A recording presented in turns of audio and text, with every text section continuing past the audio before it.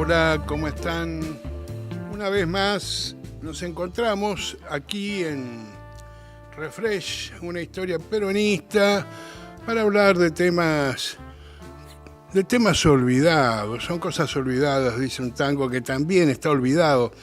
Parece que nos olvidamos absolutamente de todo y nosotros persistimos en la intención de recordar algunas cuestiones que nos parece que son importantes, que no todo es el hoy, el presente, o lo inmediato, lo que va a suceder dentro de 5 minutos, o lo que nos esté diciendo el algoritmo que veamos, ¿no? Porque nuestra libertad es bastante condicionada. Vivimos demasiado condicionados para decir que somos libres de elegir y que preferimos el presente y el futuro antes que meternos en el pasado, que a quién le importa, ¿no? Pero esto no lo dicen solamente los libertarios o los que están de la vereda de enfrente, para llamarlo de alguna manera. Lo dicen muchos compañeros y compañeras que creen que la historia comenzó cuando ellos entraron al movimiento o al peronismo, o dijeron: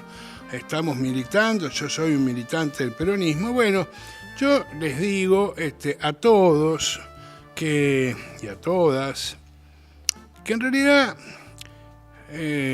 cuando uno se incorpora, yo me incorporé hace 60 años al peronismo, y cuando lo hice había una historia que me antecedía, que traté de aprender, que traté de que me nutriera, que me diera argumentos para poder militar con más fortaleza lo que había sido una decisión producto de ciertas simpatías, de cierta empatía, para usar una palabra que en aquella época no se hablaba, de haberme enterado que el peronismo había sido un movimiento político que se había ocupado de los pobres, y yo, que me había de alguna manera criado es un modo de decir, en una casa, sí, donde mi madre era católica, y entonces yo fui a un colegio católico,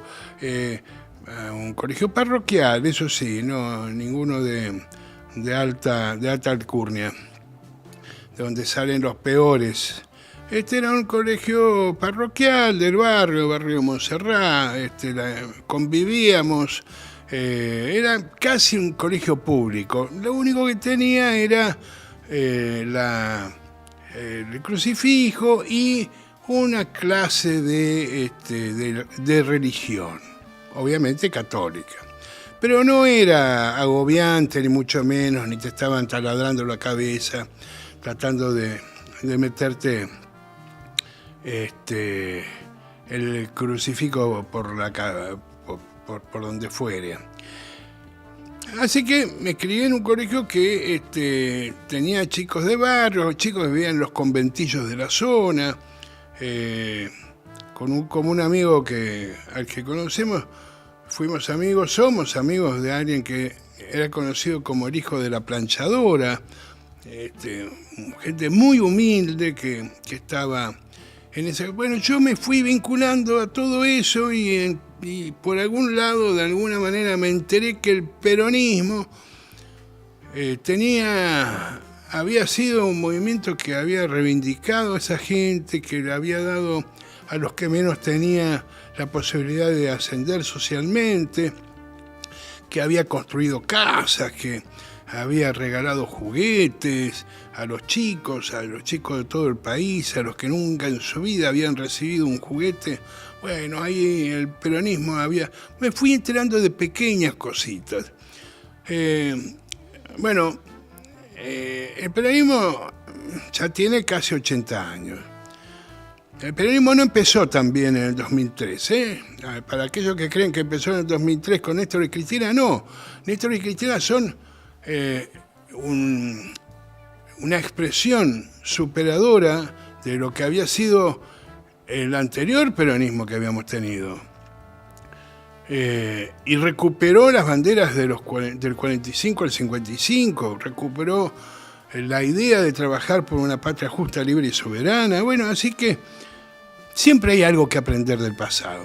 Hoy vamos a repasar un aspecto que en algunos de los programas de Eva TV le han dedicado y se le dedica tiempo al tema de los libros peronistas y a los escritores en algunos casos.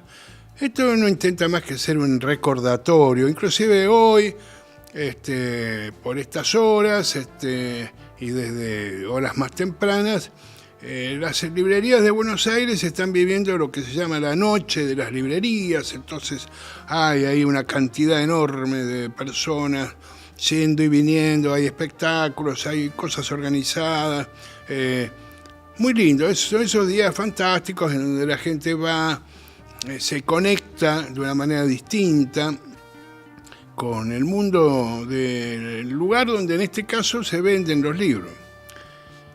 Voy a arrancar con quizás el que fue en el peronismo simbólicamente, uno de sus grandes escritores y al mismo tiempo uno de sus grandes olvidados. Durante muchísimo tiempo ninguneado, invisibilizado, algo a lo que estamos acostumbrados, los peronistas siempre estamos acostumbrados a que intentes invisibilizar lo que hicimos, lo que fuimos. El problema es que también a veces hay algunos peronistas que intentan invisibilizar lo que hicimos y a veces nos equivocamos cuando hacemos eso. Voy a leer uno de los poemas más lindos que hay el 17 de octubre, que precisamente es de autoría de Leopoldo Marechal. Leopoldo Marechal es un escritor fantástico, con algunas obras extraordinarias. Ahí lo estamos viendo. Esa es la tapa de la revista Primera Plana de 1965, año que, como titula en el año de la literatura argentina, aparecieron un montón de autores y en realidad Marechal no es que aparecía, porque su libro y su obra quizás maestra en términos de completud, de aspiración de desarrollar una idea, un pensamiento, toda una idea, es el Adán Buenos Aires, que es un libro de 1948. Acá Marechal estaba cerca de escribir uno de sus últimos libros, Megafono la guerra, que tenía mucho que ver con el clima que se vivía en esa década, ya cercana década del 70, y estábamos a mitad de los 60. Y bueno, fue toda una sorpresa ver esa foto de Marechal. Marechal fue un extraordinario escritor, valorado en el mundo entero, verdadero en América, verdadero por los que en aquel momento habían aparecido como los grandes escritores de Latinoamérica, entre ellos Gabriel García Márquez y Roa Bastos, eran admiradores de Marechal. Pero voy a leer la poesía que él le dedicó al 17 de octubre, que decía: era el pueblo de Mayo quien sufría no ya el rigor de un odio forastero, sino la vergonzosa tiranía del olvido, la incuria y el dinero.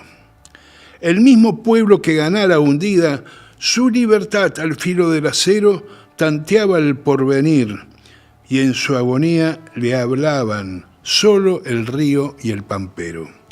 De pronto alzó la frente y se hizo rayo. Era en octubre y parecía mayo, y conquistó sus nuevas primaveras. El mismo pueblo fue y otra victoria, y como ayer enamoró a la gloria, y Juan y Eva Perón fueron banderas. Hermosa, es una poesía que todo peronista debería saber, todo peronista debería haberla leído alguna vez, todo peronista debería tenerla ahí. Es muy cortita además, pero sintetiza como pocas esa extraordinaria gesta La gesta originaria. El pecado original del peronismo es el 17 de octubre y no ha habido ningún agua bautismal que nos haya liberado de ese pecado.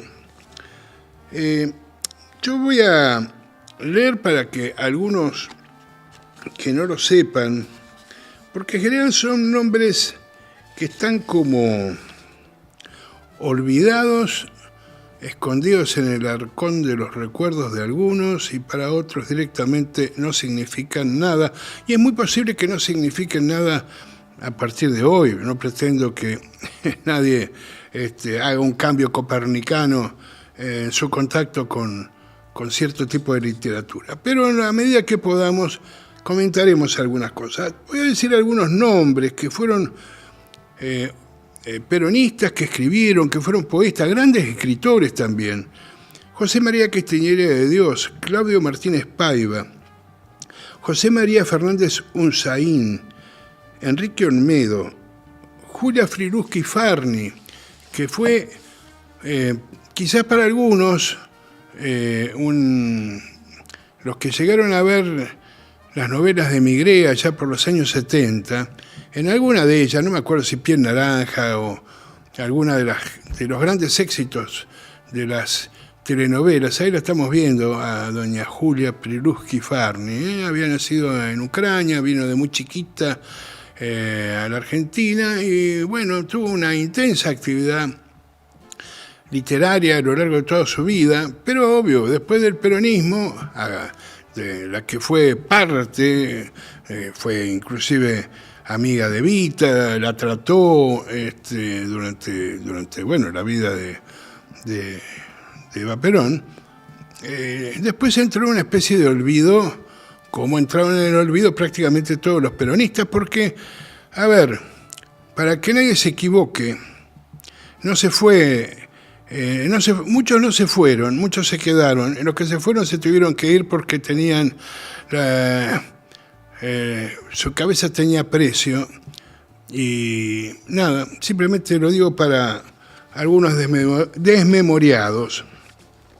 Y después vamos a seguir con un poco la historia de otro. Fermín Chávez también hizo poesía muy interesante. Arturo Jaureche, Nicolás Olivari. Nicolás Olivari también escribió, también para mí uno de los textos más lindos sobre el 17 de octubre, y vamos a ver si me ayuda un poco Dice así, 17 de octubre. Desde la negra barrera del otro lado de la villa, desde el horizonte se fundía con la nada, con salitre en la mejilla resecada y una miel despavorida en la amidala. Llegaron los descamisados. Desde la fragua abierta, cual granada de su sangre encajada en el molde de la muerte, desde los altos hornos pavorosos, crudo fuego enemigo, y con las uñas carcomidas y el cabello chamuscado en cansancio secular, sus mujeres desgreñadas por el hambre y sus crías que no lloran porque miran, llegaron los descamisados. Sin más arma que el gastado desaliento que en sus brazos se hizo hueco frente al río enchapado de alquitranes y petróleos, solfatara de mil diablos expulsados del ansioso cielo antiguo de los pobres, detenido en el asombro de su paso, y la pupila desbarrada en la angustia esperanzada, en un hombre que hace luz en la tiniebla, que levanta todo aquello que se andaba por perdido y para siempre.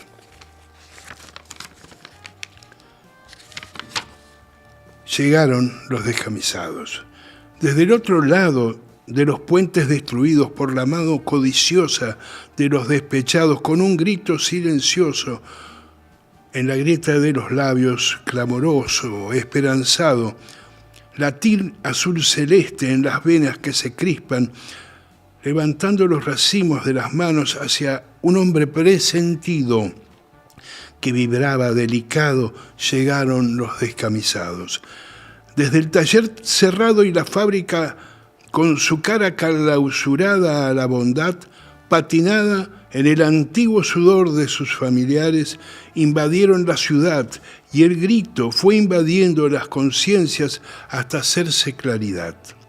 Claridad junto al líder recobrado, por su pueblo, el gran pueblo, solo el pueblo, y para siempre, desde entonces es nuestro, solo nuestro, recobrado por el pueblo, en aquel día de gloria que empezó oscuro y trágico hasta hacerse claridad. Cuando el nombre iluminado, mi prójimo y vecino, mi compañero y hermano, lo rezaron con el alma cuando llegaron los descamisados. Esta es una poesía también extraordinaria, hermosa, de un gran poeta y escritor como fue Nicolás Olivari. Esto es simplemente para poner un ejemplo, ahí lo tenemos, ahí lo estamos viendo a Nicolás Olivari, que también alguna vez escribió uno de los grandes conocedores de la ciudad de Buenos Aires, un porteño de aquellos, y un poeta mayúsculo, reconocido por propios y extraños. Hay algunos personajes que han logrado vencer al odio. El odio del que hablamos ahora, muchachos y muchachas, no empezó ahora, empezó hace mucho tiempo. Y los que primero sufrieron el odio fueron todos estos hombres y mujeres. María Granata, si la producción me lo busca, me gustaría saber si María Granata, porque hasta hace muy poco vivía, debe tener 100 y pico de años fácil, pero también fue una gran escritora, algunas ahí la estamos viendo, en una intervención bastante más moderna, en una novela que después se llevó al cine, Los Viernes de la Eternidad, alcanzó un éxito inesperado, esta vieja militante peronista, que además fue una de las grandes mujeres de la resistencia peronista. A todas las mujeres jóvenes, recuerden a María Granata, recuérdenlo, reivindíquenla, porque fue y se jugó en los peores tiempos, en los peores momentos, cuando acá fusilaban en la Argentina, cuando acá te sacaban carpiendo o directamente te mandaban en cana, como las que fueron presas siendo aún diputadas o senadoras, cuando eran borradas del mapa directamente. La historia no empieza cuando uno llega, la historia empezó cuando empezó, y de eso tenemos que tener, sinceramente tenemos que tener mucho respeto por esa historia. Igual, yo quiero también decir, porque hay veces que dicen, bueno, no, el peronismo, ese peronismo obturó, persiguió a los escritores que estaban a los Contreras. Miren, yo simplemente les voy a leer, hoy estoy muy lector, quizás porque estamos con el tema de los libros. Primero lo voy a mostrar, vamos a ver si la cámara, lo voy avisando con tiempo. Esta es una publicación, a ver, ¿a dónde tengo la cámara? Allá, ¿estamos bien? Ahí está. Esta publicación era una de las tantas publicaciones que editaba el gobierno del tirano de Puesto. Porque antes que Poetas de Puestos hubo un tirano de Puestos, que de alguna manera abrió el camino. El título de este trabajo es Síntesis de las letras argentinas. Y les puedo asegurar que es un material, yo tengo la suerte de tenerlo, de poder haberlo leído, de haber disfrutado de una descripción de la literatura argentina prácticamente de sus orígenes en tiempos de la colonia hasta los días de los años 50, obviamente, estamos hablando de muchos años atrás. Pero siempre se ha hablado del tratamiento, del injusto tratamiento a Jorge Luis Borges, por ejemplo. Bueno, yo voy a leer acá, en este material, cómo se describe, por ejemplo, a Jorge Luis Borges, porque habla de distintos autores que son los que estaban en este momento, ya esta es la última parte de este material, donde hablaba de los autores contemporáneos a la época. Nacido en Buenos Aires en 1889, es tal vez la más interesante y viviente personalidad literaria surgida de aquel grupo. Bueno, viene hablando del grupo de Florida, que era un núcleo de intelectuales que, y se lo decía con el más absoluto de los respetos, surgida de aquel grupo. Su amor por lo suburbano se objetiva constructivamente en Evaristo Carriego, una biografía del poeta, y en la poesía de sus libros, Fervor de Buenos Aires, Luna de Enfrente y Cuaderno San Martín. Es autor también de Inquisiciones, El idioma de los argentinos, segundo premio municipal de prosa, en el que aboga por la modalidad de lo que los hablantes porteños, discusión, historia universal de la infamia,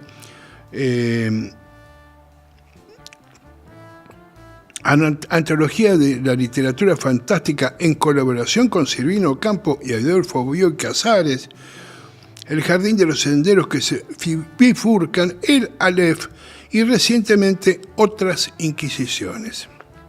1952, Borges publica Otras Inquisiciones, que es su último libro hasta bastante tiempo después. Y además, en el 49 publicó El Aleph. ¿Que hubo problemas con Borges? Sí, hubo problemas básicamente porque había diferencias políticas enormes. El peronismo era descalificado. Borges no fue un santo varón que... Era un tipo genial. Yo amo a Borges, lo leo con pasión, pero digamos que el tipo no era una mosquita muerta. Entonces, cuando escribía ciertas cosas que o tomaba posiciones que tenían un conflicto político que existió, que fue real. La Argentina de los años 40 y 50 tuvo infinidad de conflictos que habría que tratar de estudiar más a fondo, de ver cómo desde una élite político, social y económica se intentó siempre descalificar al peronismo, a su producción, porque me parece importantísimo tener esto en cuenta, y porque si no parece que los malos siempre somos nosotros.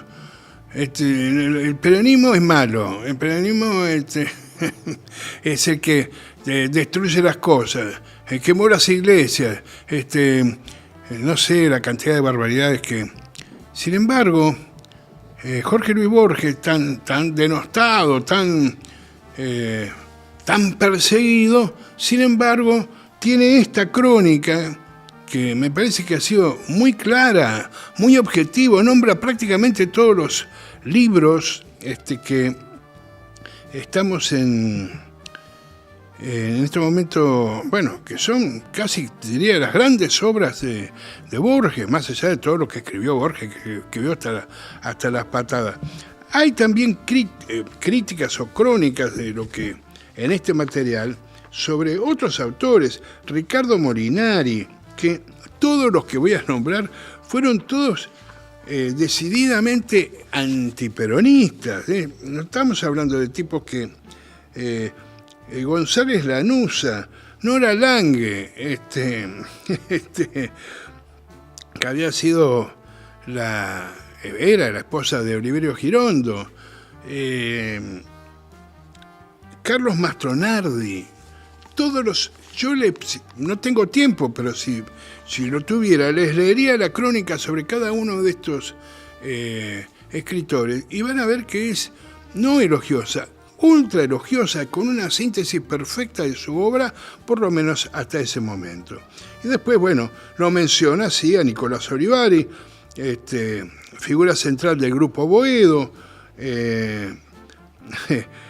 en El Gato Escaldado, me río porque es el programa que yo hago en la AM750 sábados y domingos, así que mañana si tienen ganas de continuar algún madrugón de 6 a 9, ese es el único problema que tenemos, pero no importa, en una de esas se van a la noche de las librerías y alguno llega de madrugada, ponga las 7:50 que vamos a estar con Nicolás Olivari, que es el poeta que le dio nombre a este programa de radio que vengo haciendo hace casi 15 años.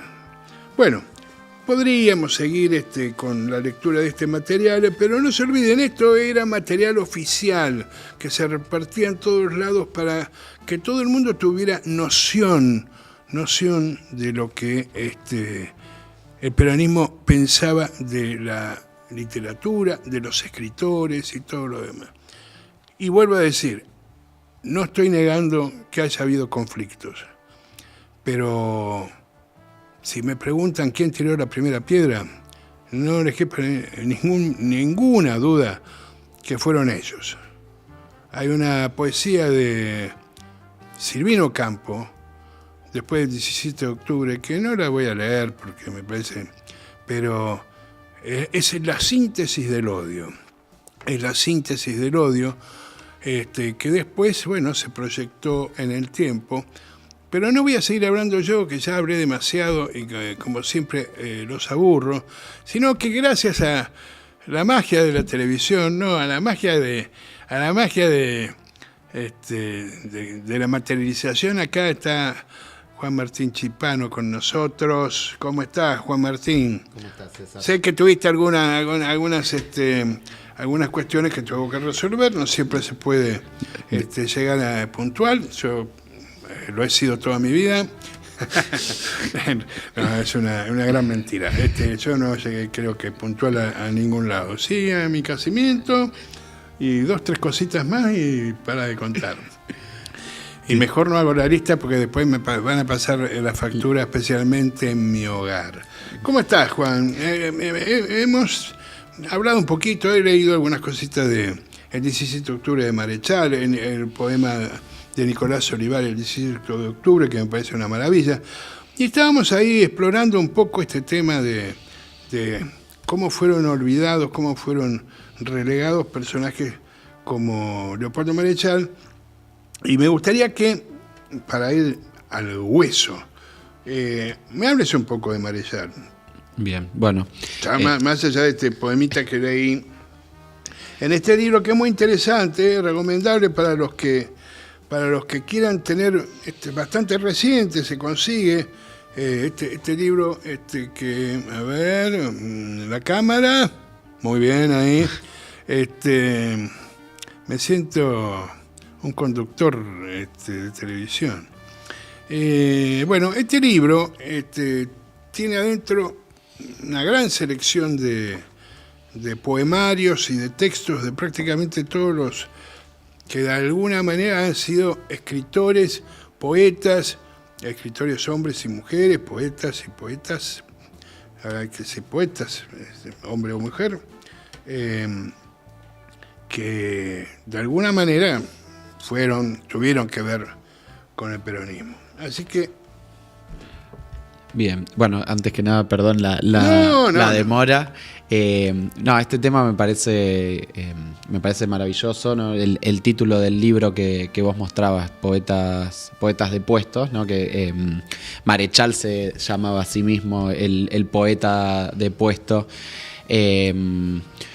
Porque hay una cuestión, y en particular con Marechal, que el hecho de haber sido peronistas los condenó a no formar parte de los cánones literarios de nuestro país. Marechal es un autor que no tiene absolutamente nada que envidiarle ni a Borges ni a Cortázar, está absolutamente a la altura de los dos, y el simple hecho de haber tenido el coraje de ser peronista significó un desplazamiento de su figura en la literatura argentina y en la intelectualidad argentina que costó mucho tiempo recuperar, y es de hecho al día de hoy que creo que sigue sin tener el lugar que le correspondería. Escribió, yo me traje acá esta novela preciosa que es el Adán Buenos Aires, que es un libraco gigante que tiene posiblemente varios de los pasajes más preciosos de nuestras plumas. Hay un comienzo que es casi cinematográfico, que va mostrando toda la ciudad de Buenos Aires. Dice Marechal, imagínese, lector, que usted es un pájaro y que levanta vuelo. Entonces tiene 2 páginas de descripción aérea de una Buenos Aires industrial, que eso también es muy interesante porque lo que elige ir mostrando Marechal desde esa cámara super, como si fuera un dron, antecedió al dron. Yo creo que Marechal inventó el dron. Sin duda. Podemos incorporarlo como invento peronista. Un invento peronista. El dron es un invento peronista. Va describiendo toda esa Buenos Aires industrial, y el protagonista es un protagonista que vive en Villa Crespo. Y es esta literatura bien porteña que... él era de Villa Crespo. Él era de Villa Crespo, pero además Adán Buenos Aires también tiene ese juego que le gusta siempre hacer a los escritores argentinos, ¿no? Muy vinculados quizás a la narración más clásica. El Adán Buenos Aires tiene algunos paralelismos con el Ulises de Joyce y con esa caminata por la ciudad. Entonces él va recorriendo distintos lugares de la ciudad. De hecho es al día de hoy que hay grupos que van siguiendo la caminata de Adán Buenos Aires, y aparecen paisajes que aún hoy siguen siendo reconocibles para los porteños y las porteñas, y un tratamiento, un sentido del humor absoluto, muy, muy gracioso en su narración, con chistes muy jocosos, muy de ese estilo también de los que hacía Borges quizás, pero un poco más dado, un poco más menos serio, y con una herencia que él viene de esa discusión Boedo y Florida, y con los personajes que él retoma en esta novela, que son en realidad las figuras principales de la literatura argentina de ese momento, o del arte argentino, porque también hay un homenaje a Jules Solar en uno de los... Jules Solar es otro personaje raro, porque hay quienes dicen, y con algún fundamento, que Jules Solar fue peronista. Creo que Borges hace una excepción con Jules Solar, porque era tan genial Jules Solar que no podía invalidarlo por su condición de peronista, pero Jules Solar era peronista también. Eso merece un capítulo aparte. Es interesante lo que decís, es que no podía invalidarlo porque a Marechal, los del círculo literario, no es que lo invalidan por peronista, o sea, sí lo invalidan por peronista, pero en realidad usan argumentos literarios para invalidarlo. Entonces, en una época en la que estaba muy de moda la multiplicidad de interpretaciones de la literatura, entonces si vos no escribías en clave de interpretación libre, ¿no? Como pasa, qué sé yo, con Cortázar y Casa Tomada, que él siempre juega si era un cuento vinculado al peronismo, y él dice que no, que en realidad era un sueño, no, y habla de la multiplicidad de interpretaciones. Marechal, en cambio, es un autor que podríamos decir que es un poco más clásico, y que la forma en la que él construye el relato de alguna manera también trabaja sobre la interpretación de ese relato, y me parece también muy interesante porque es un contexto en el cual de alguna manera los valores que lo retoma, o que está vigente cuando Perón discute, ¿no? en la comunidad organizada, esto de los valores, el relativismo de los valores. Toda la literatura argentina de esa época estaba mucho más cerca del relativismo de esos valores, y sin una mirada ética con respecto a eso. Y en cambio Marechal no, Marechal es muy tajante en su narración de cuál es el lado correcto, qué es lo que está bien, sin que por eso pierda valor el trabajo literario que hace. Por el contrario, creo que es un doble valor, porque desde una construcción literaria que está a la altura de lo que podía hacer Borges con las nuevas técnicas, Marechal trabaja con valores éticos que él cree que son, como creemos los peronistas, que tienen una raigambre y que no todo es relativo y que no todo está sumido a la discusión o a ese razonamiento nietzscheano de que la verdad es el choque de dos espadas, ¿no? La vinculación entre valor y poder, sino que hay algo un poco más profundo. Yo de todas maneras, no con ánimo de discrepar, pero yo en lo personal, yo creo que Borges es un escritor notable, fuera de serie, y por eso digo, no me gusta comparar, creo que son grandes escritores con estilos absolutamente distintos en muchas cosas, pero que por eso cuando vos llegabas, estaba leyendo esto, que era un material de difusión del peronismo de los años 50, años 52, en donde yo pocas veces he visto una síntesis tan elogiosa de la obra de Borges como en este lugar. Porque eso también demuestra la generosidad en ciertas cosas, en donde podía ser generoso, el peronismo siempre lo fue. Cuando tenías que pelear, había que pelear, muchachos. Esto es así, si te están pegando cascotazos, si te quieren tirar abajo, si te quieren meter un golpe militar, vas a tratar de evitarlo, digamos. Así que, y quienes participen de eso, bueno, tendrán que hacerse cargo de las consecuencias, digamos. Esto es parte, estábamos hablando de un gobierno que había ganado las elecciones, las primeras elecciones, con margen suficiente, además venciendo a todos los partidos existentes y preexistentes casi a la Constitución de la Nación Argentina. Entonces, le ganó a todo, tuvo la legitimidad que después fue increyendo a partir de las distintas instancias legislativas o en todo caso de votaciones, y sin embargo, por eso estoy y señalo dos libros fundamentales. Acá no hubo ningún gulag, porque eso, a ver, alguien hable del gulag del peronismo para con sus escritores. En 1949 publica la LEF, Jorge Luis Borges, y en 1952 otras inquisiciones. Siempre más hay cosas en el medio, así que esto me parece también es importante dejarlo en claro. Pero continuemos con don Leopoldo.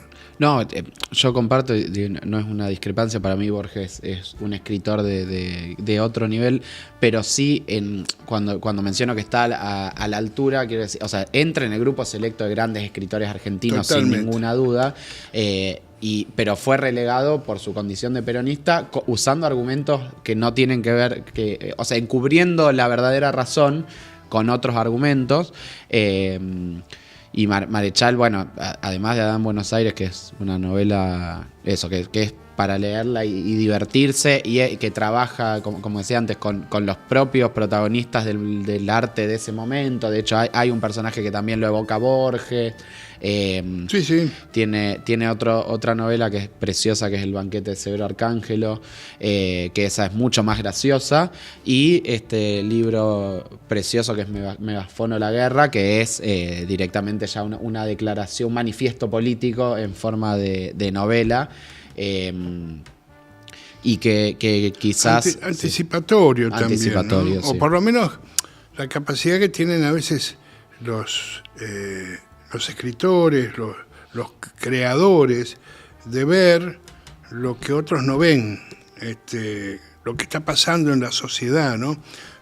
Yo lo llevo al plano un poco más reciente y quizás un poco más prosaico, me dirán algunos, pero los personajes de Peter Capusotto, desarrollados hace 10 años atrás, adelantaban casi a la perfección algunas de las cosas que hoy estamos viviendo y sufriendo, y diciendo, no lo vimos venir. En realidad, hubo quienes lo vieron y lo hicieron lo convirtieron en un mensaje que había que, bueno, tratar de entenderlo, pero cuando vemos a los personajes tipo Mickey Vainilla, te lo estaban mostrando, ahí estaba Milei, ahí estaban todos los tipos que de alguna manera se identifican con ese tipo de conductas, esa forma de ver el mundo, de ver al pobre, de ver al negro, de ver, que no es nueva, es vieja, tiene que ver con lo que veía otro gran escritor y poeta peronista que fue, por ejemplo, Enrique Santos Discépolo.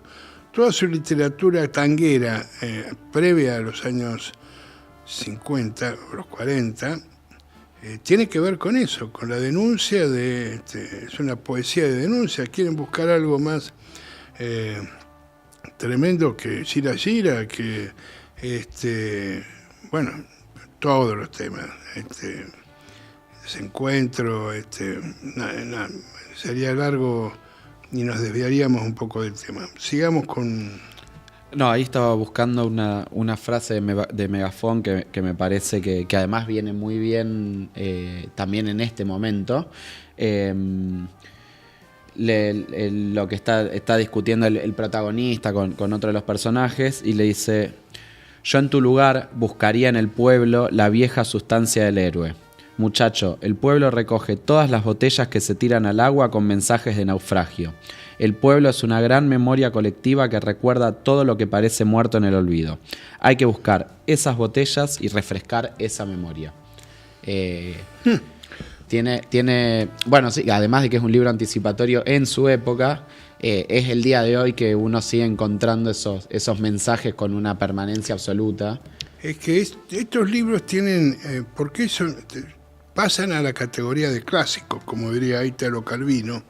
Porque son libros que se pueden leer hoy como si fuera el momento en que se escribieron y se van a poder leer dentro de muchos años y encierran claves absolutamente fabulosas, fantásticas, para que uno las tome y comprenda mejor el mundo en el que estamos viviendo. Yo quería...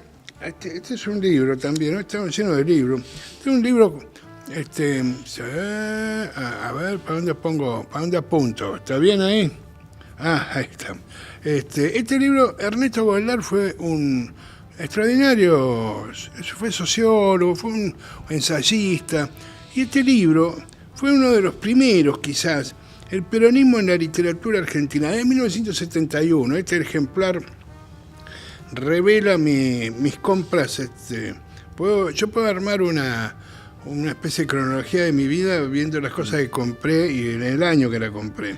Esto lo que hace en un momento, hace un análisis muy interesante. Yo creo que es un libro difícil de hallar, quizás a través de algún banco o esté volcado en algún lado.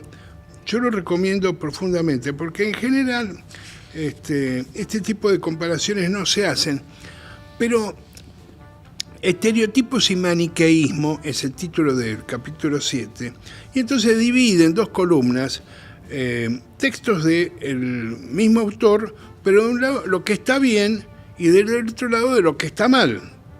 Entonces hay muchos, los menciono simplemente para que vean el nombre de los autores. María Angélica Bosco, El comedor de diario.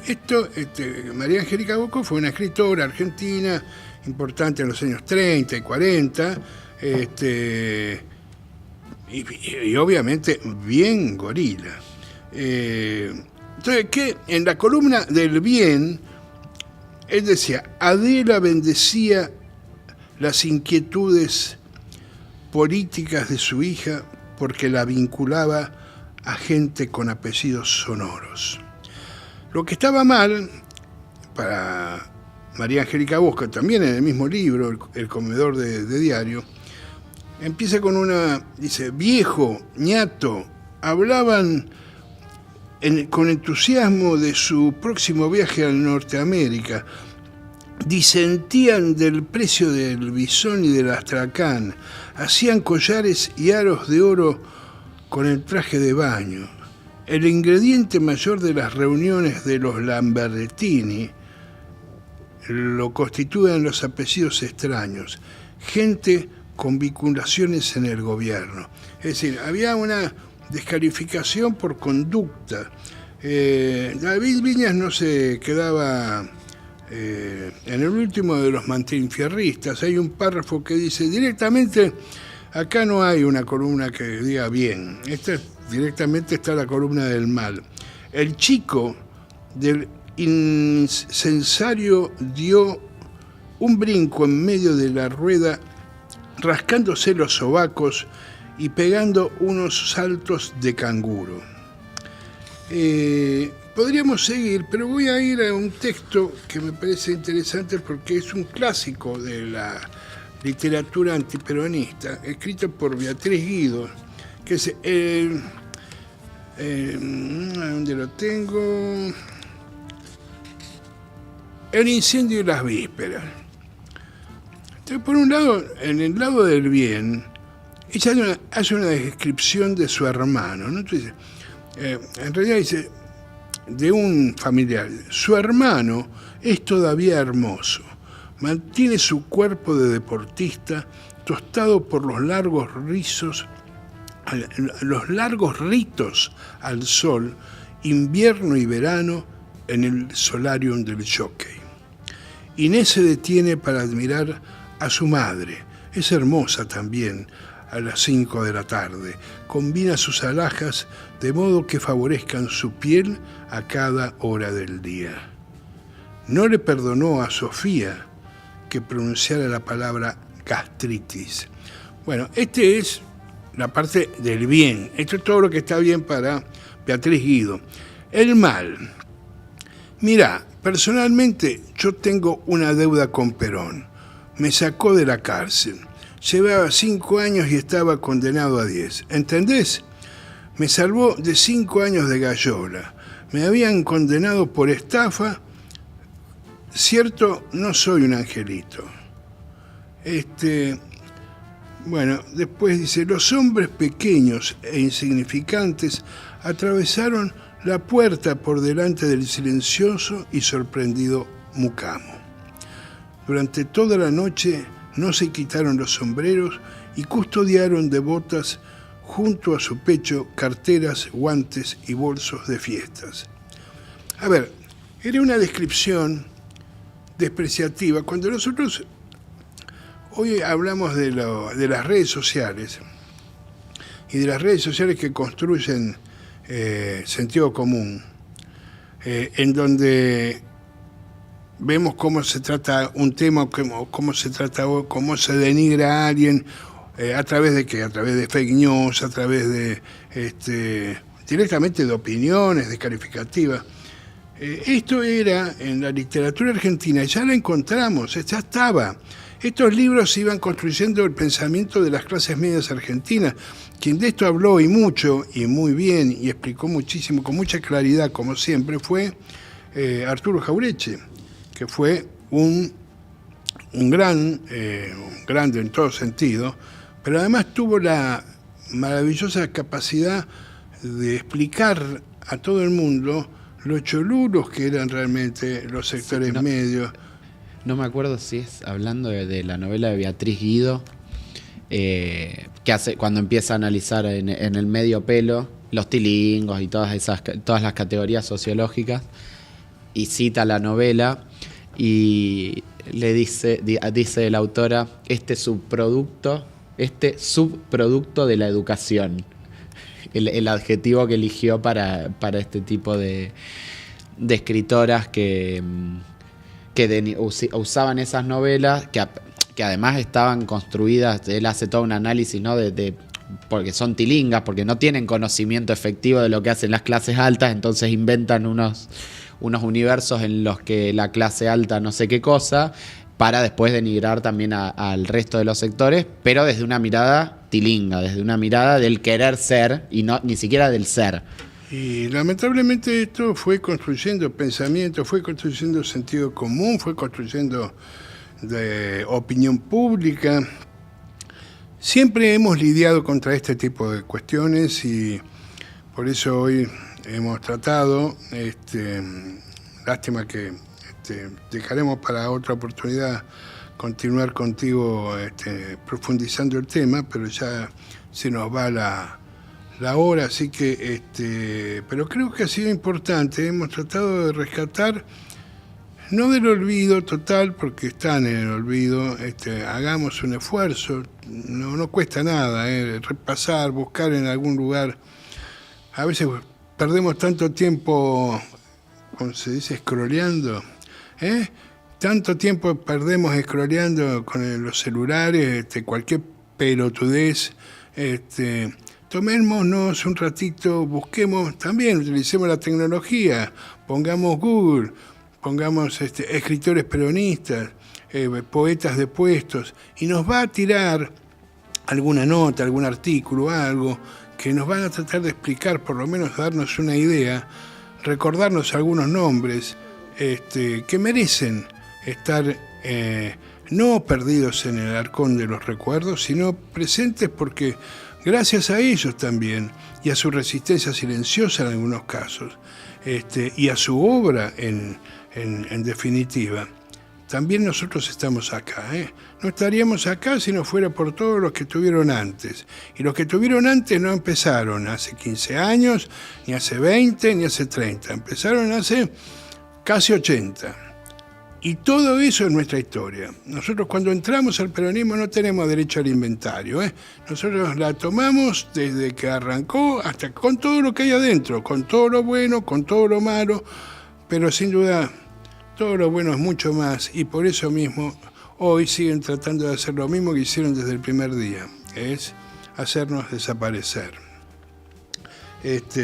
Una despedida de este programa, Juan Martín, vamos. Bueno, muchas gracias nuevamente. Y hay algo ahí en la recuperación de la memoria en todos los niveles que también nos ayuda de vuelta a pensar el presente. Que durante el kirchnerismo pasó con algunos artistas también, que por haber manifestado su adhesión dejaron de poder trabajar en la televisión. Y nos pasa ahora que lo conversábamos hace poquito con Aurora Venturini y el libro La mencionamos, sí. El libro Las Primas.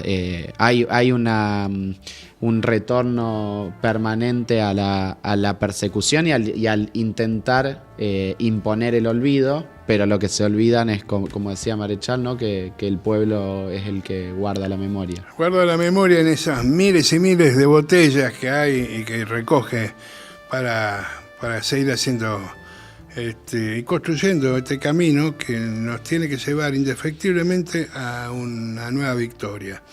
¿Es difícil? Es difícil, siempre lo fue, No es ahora que de repente se nos tornó complicado. Así que nada, gracias Juan Martín Chipano por tu participación, gracias a Eva TV, este espacio maravilloso al que los invitamos a seguir metiéndose. Aprovechen tener un espacio peronista en